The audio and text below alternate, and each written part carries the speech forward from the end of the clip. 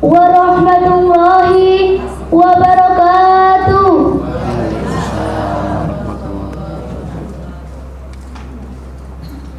Dewan juri yang saya hormati, serta teman-temanku yang berbahagia. Perkenalkan, nama saya Lofi. Pada kesempatan hari ini, saya mau bercerita, dan cerita saya berjudul Tombak Kiai Upas.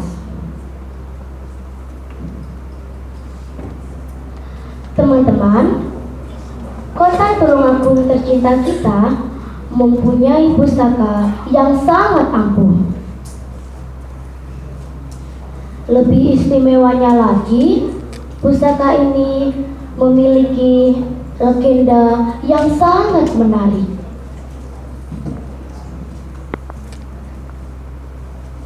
Kali ini saya akan menceritakan tentang Tombak Kiai Upas.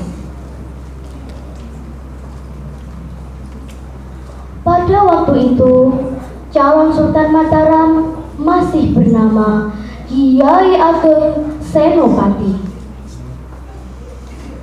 Pada suatu hari, beliau akan bertamu ke Wajah. Senopati berangkat menuju Wajah dengan mengendarai abdinya, yaitu seekor kuda yang bernama Jurutaman. Jurutaman adalah seekor kuda jelmaan jin yang dulu dalam suatu peperangan dapat dikalahkan oleh Senopati.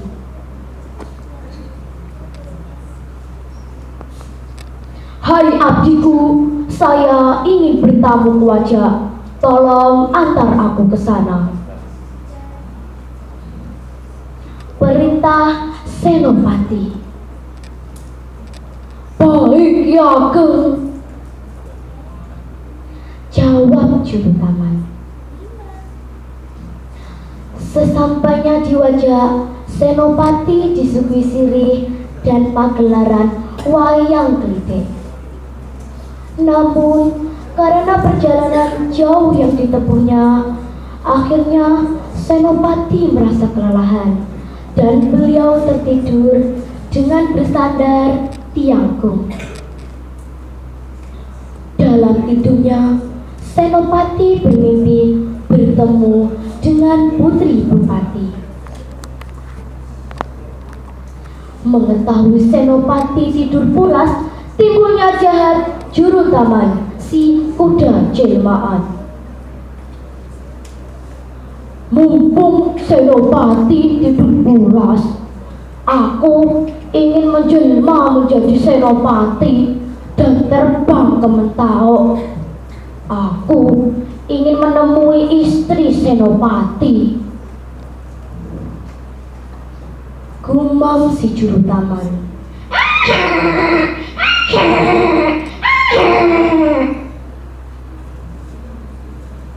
Seketika itu berubahlah si kuda menjadi wujud Senopati dan terbang ke Mentau. Senopati tidak menyadari jika sang kuda mengkhianatinya. Di tengah malam, Sunan Kalijogo datang untuk membangunkan Senopati yang terlelap dari tidurnya dan langsung melemparnya hingga ke Mentau. Maka bertemulah Senopati dengan kudanya dalam wujud dirinya. Mengetahui hal itu, Senopati sangat marah. "Berani-beraninya kau goda istriku. Dasar pengkhianat, kubunuh kau." Secepat kilat, keris itu ditusukkanlah ke tubuh Jurutaman dan mengenai mata kanannya hingga menjadi buta. Sementara itu, sang putri meninggalkan wajah tanpa pamit, menuju hutan perawan di daerah Wau. Di hutan itu, sang putri melahirkan seorang bayi dan langsung menyembunyikannya di tempat yang sunyi. Bersamaan dengan itu, muncullah seekor ular dan langsung mencapok bayi tersebut. Tetapi bayi itu tidak ditelan, hanya dikulung saja. Melihat kejadian itu, Putri Wajak sangat ketakutan dan lari secepatnya meninggalkan tempat itu. Menyadari putrinya telah meninggalkan Wajak, Bupati memerintahkan punggawanya yang bernama Rijo Bodo untuk mencari sang putri. Rijo Bodo, aku perintahkan kau untuk mencari putriku. Janganlah kau pulang ke Wajak sebelum putriku kamu temukan. Perintah Bupati Wajak. Titah paduka saya laksanakan, jawab Rijo Bodo. Rijo Bodo berangkat mencari sang putri keluar masuk hutan. Namun ia belum dapat menemukannya. Hingga suatu ketika ia mendapatkan ilham, yakni disuruh mencari di bekas tempat bayi itu disembunyikan, yakni di hutan daerah Wau. Setibanya di hutan itu, Rijo Bodo menemukan sebuah tombak yang dijaga oleh sang ular. Rijo Bodo pun berhasil merebut tombak itu dari sang ular. Tidak lama kemudian, Rijo Bodo mendapat kabar bahwa dalam pelariannya sang putri sampai ke Banyuwangi. Rijo Bodo berangkat ke Banyuwangi. Tidak lama kemudian, sang putri pun diketemukan.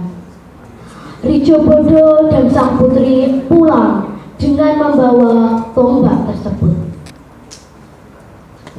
Sesampainya di Wajak, sang putri menceritakan mengapa ia meninggalkan Wajak. Mendengar cerita sang putri, Bupati Wajak marah karena Kiai Agung Senopati telah membuat aib kepada putrinya. Oleh karena itu, diselenggarakanlah sebuah sanembara.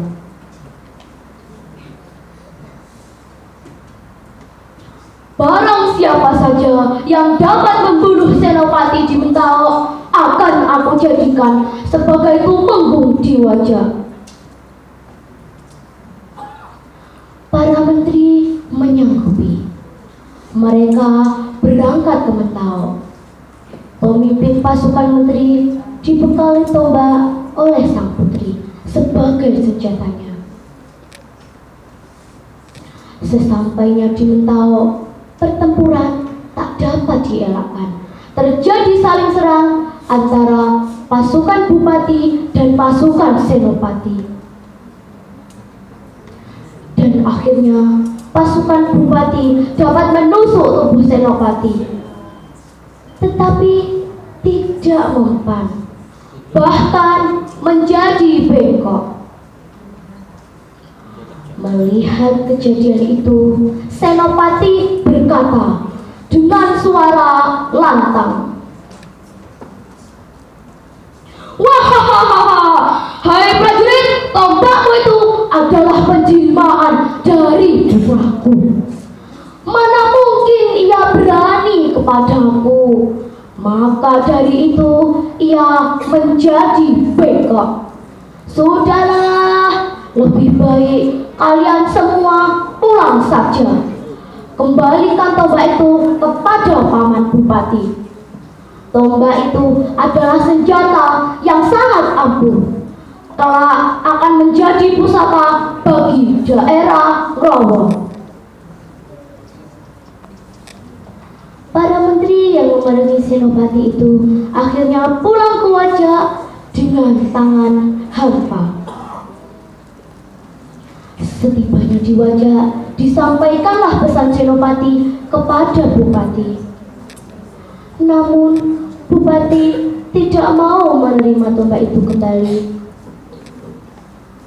Akhirnya disuruhnya seseorang untuk mengembalikan tombak itu ke tempat asalnya, yakni di hutan daerah Wau.